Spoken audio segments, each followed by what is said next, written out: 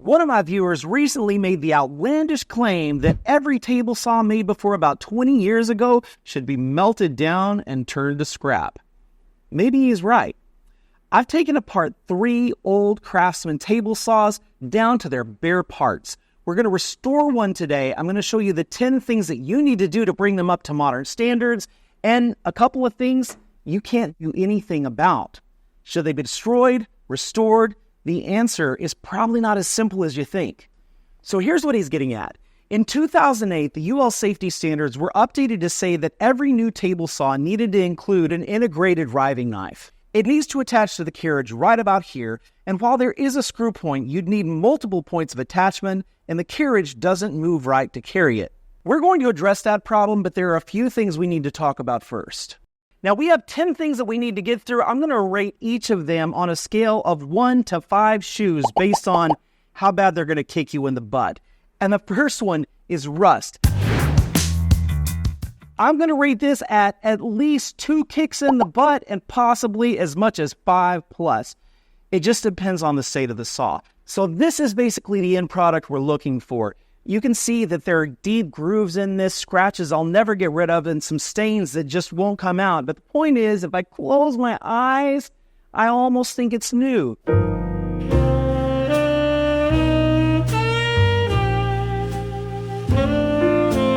Now, what I've done to achieve that is, of course, some sanding, some Rust-Oleum, and finally filled in those grooves with some paste wax. Paste wax will go a long way to making this surface actually flat, even if it doesn't look flat. The second thing you're going to need to do is change the blade on the table saw. No saw is better than the blade on it. In fact, if the blade is no good, there's nothing you can do to the rest of the table saw to make it work. Now, of course, it's possible to come across a saw that already has a good blade on it, but chances are you're going to get some old blade that's rusted and not sharp and covered in gunk. And what's even worse, you can have a rusted arbor with a rusted nut on it. Now, if that's the case, get out your WD-40 and start praying because you've got some work ahead of you. I'm going to rate this at 1 kick in the butt, but it could be more if you've got rust. In a project like this, I have to do a lot of bending over, and at the end of the day, my lower back is generally very sore. But not this time, thanks to our sponsor FlexiSpot and the C7 Ergonomic chair. Now, I've never had a chair that has integrated lumbar support, but I'm convinced it's a big help to guys like me that have lower back pain. You can adjust the depth of the seat, you can tilt the seat forward, it has a nice adjustable headrest, and you can adjust both the height and angle of the armrests. And if for some reason you don't believe me, a simple web search will show how much everyone loves the FlexiSpot C7. And you know I'm a fan of FlexiSpot because I've been using their E7 Plus sitting standing desk for a while now. I keep it on wheels and move it around my shop so I can use it as an outfeed table for all of my tools. Of course, I use it on my table saw, but I also use it on my bandsaw and even on my drill press. So thanks to FlexiSpot for making this video possible and making a project like this a little more bearable. Step 3 is to square the blade of the saw to the miter slots. Now, there are a lot of great YouTube videos on this, so feel free to search them out. Oh, man.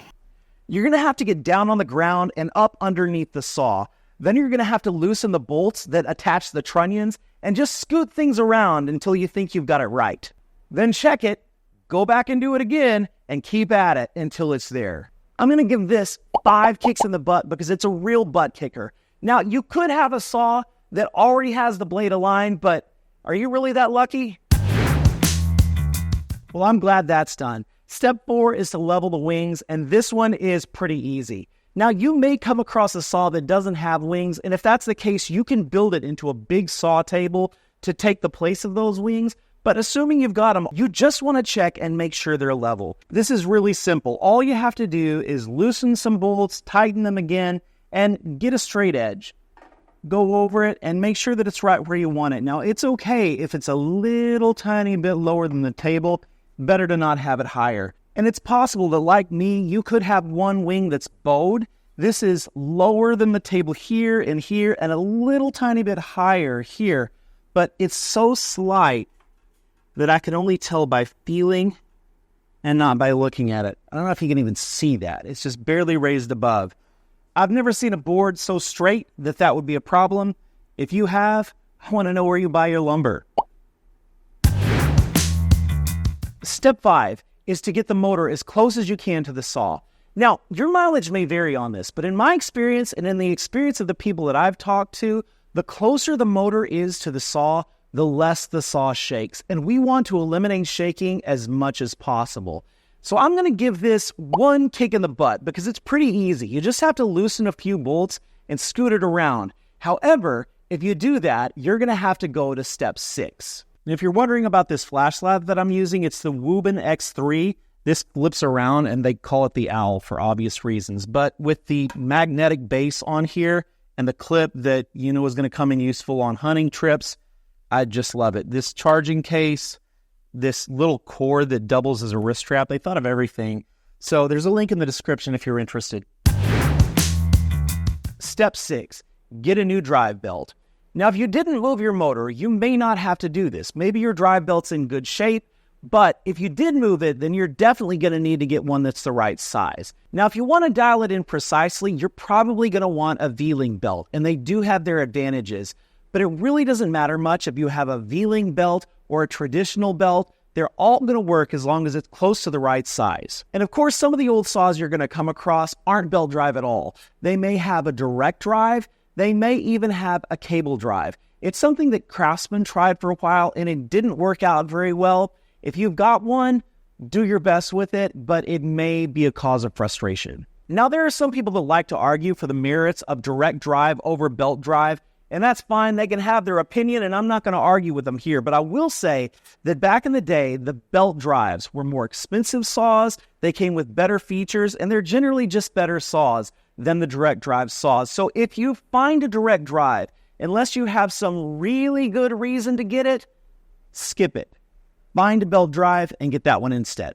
I'm going to rate this at one kick in the butt. It's pretty much idiot proof. If you can find a way to screw this up, let me know in the comments. I want to see what you did. It's hot out here. Okay, step 7, electrical. Now, I realize that this is scary for some of you. Some of us have not had experience with electrical before, but let me just give you a trick. If you unplug the table saw, you can't electrocute yourself. At least not any way that I've found. You just plug it right into the electrical. One of the things I see a lot of on these old saws is somebody went and replaced the power switch with a light switch.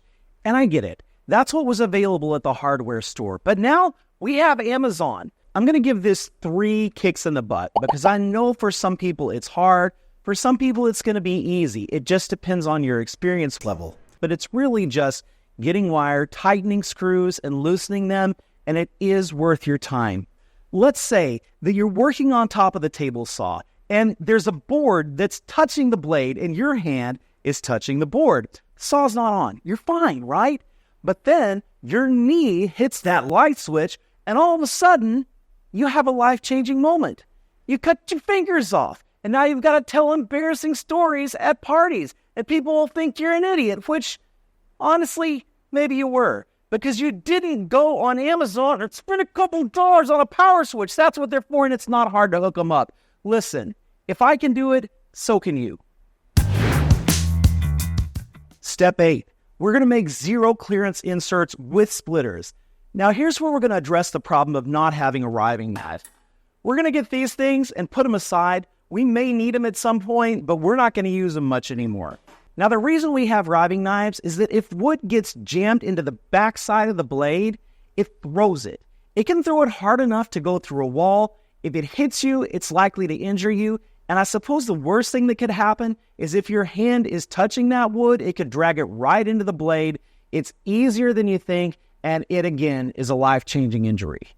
So if we don't have a riving knife, we're going to need something to keep the wood from moving into the backside of the blade, and that's where a splitter comes in. Let me show you how we're going to build it. Now, the good news is these saws come from a time when imperial measurements were still the standard. So you may be able to find a piece of MDF or even hardboard that's exactly the right size to go down in that slot. Maybe you have to sand it a little bit to finesse it, but it's probably pretty close. You're going to take the old insert and put it on top of that piece and trace it out. Then you're going to go to your bandsaw, your jigsaw, whatever you've got, cut it to the rough shape, and then sand it till you've got it perfect, or whatever passes for perfection in your shop. My insert is 1/4 inch thick, and I want it to be thicker so it has more surface to grab a splitter. So I'm adding a little material underneath. Then I'm going to put it in place and raise the blade while the saw is running, and that'll cut the slot for me. Okay, I messed up. You saw me gluing a whole piece down onto this, and I thought it would stiffen it up, but what it actually did is make it where it wouldn't fit down in there, and it created a lot of unnecessary friction on the blade. So what I've done is cut it off right here, so I just have the wood where I need it to hold the splitter on, and I've gotten rid of the rest. For your splitter, you're going to want to get a piece of hardwood a little thinner than the blade, and you're going to glue it right at the back of your zero clearance insert where it doesn't touch the blade, but it's really close. I've used Bacote for this because it's really hard, but it can be anything. I've made 2 of these because while almost all my cuts are at 90 degrees, most of the rest are at 45. So I made one specifically for that. I could go through and make one for every degree or half degree in between, but I'm not going to all that work. And if you do, bless your heart. I'm going to give this 4 kicks in the butt. It's not hard, it just takes time.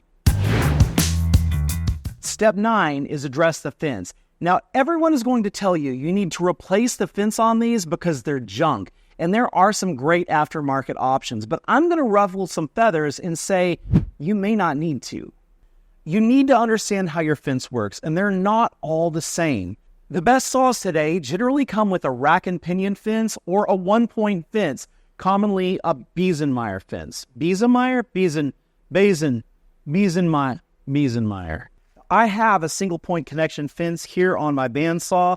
It just attaches down here. You tighten it up, and then this end just hangs loose. You can have deflection problems from time to time, but they're usually pretty good. Most of these older saws have a fence that clamps down at both sides. Now, there is some obvious advantage to that, but the big disadvantage is that sometimes the fence isn't straight when they clamp down. And once it's clamped down, it's not going to move. So you have a fence that's not square. But there is a solution.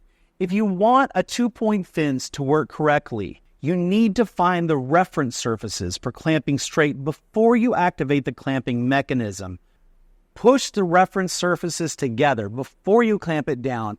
Now, usually that means you're going to push forward on the clamp with your thumbs and then clamp it down. And that generally works. But sometimes a 2-point fence just works the way it is.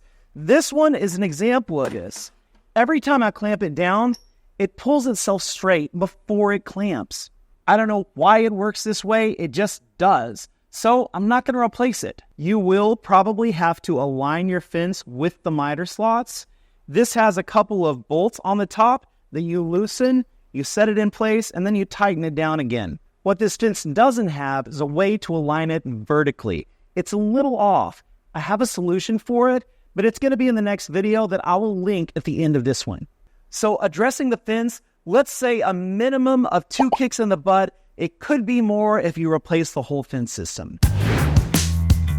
All right, the last thing we're going to have to do is add dust collection. Now, when these saws were built, dust collection, it wasn't a thing. We just breathed the stuff. We walked around in it. It was all over us.